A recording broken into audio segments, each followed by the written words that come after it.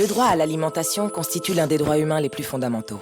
Pourtant, la faim touche encore 795 millions de personnes, soit 1 personne sur 10 dans le monde. C'est trop. Selon la FAO, la situation est alarmante en Asie du Sud, et pire encore en Afrique subsaharienne, où 20% de la population souffre de la faim. Face à ce fléau, les initiatives internationales se multiplient. Le partenariat Grow-Africa, la GACSA, ou encore sous l'égide du G7, la NASAN. Comprenez, Nouvelle Alliance pour la sécurité alimentaire et la nutrition. Le leitmotiv commun de toutes ces initiatives, libérer le pouvoir du secteur privé dans l'agriculture. Leur objectif, accroître la production agricole en Afrique. Pourtant, ce n'est pas le problème principal. Le manque de nourriture n'est pas la cause première de la faim.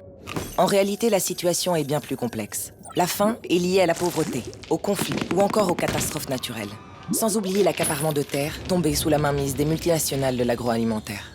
Qu'importe, convaincus que la hausse de la production est la seule réponse possible aux problèmes alimentaires, les États africains, soutenus par les pays riches et les bailleurs de fonds, ouvrent les terres et les marchés africains aux multinationales. Elles y installent une agriculture industrielle qui accentue le changement climatique, creuse les inégalités et entre en concurrence avec les agricultures familiales et paysannes. Destinés à faciliter l'installation de ces entreprises, des pôles de croissance agricole sont même mis en place sur certains territoires. C'est le cas au Burkina Faso, où le pôle de croissance de Bagré, projet phare de la NASAN, est à l'origine de l'expulsion de plusieurs milliers de paysans. En contrepartie de leurs terres, ils perçoivent des compensations qui ne leur permettent pas de vivre, ni de travailler dignement.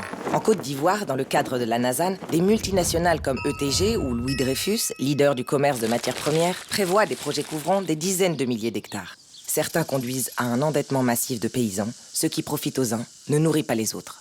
Alors que l'agriculture familiale en Afrique subsaharienne représente 70% de l'emploi, 40% des exportations de marchandises, 33% du PIB, et qu'elle nourrit 80% de la population, les initiatives comme la NASAN ou la multiplication des pôles de croissance agricole accroît les inégalités et met en péril la souveraineté alimentaire des populations locales. Une sombre réalité dont se rendent responsables des pays développés.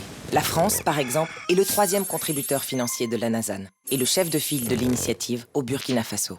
Pour lutter réellement contre la faim, la France devrait sortir des initiatives qui nuisent à la souveraineté alimentaire, s'engager pour le droit à l'alimentation des plus vulnérables et soutenir une agriculture familiale en encourageant l'agroécologie paysanne.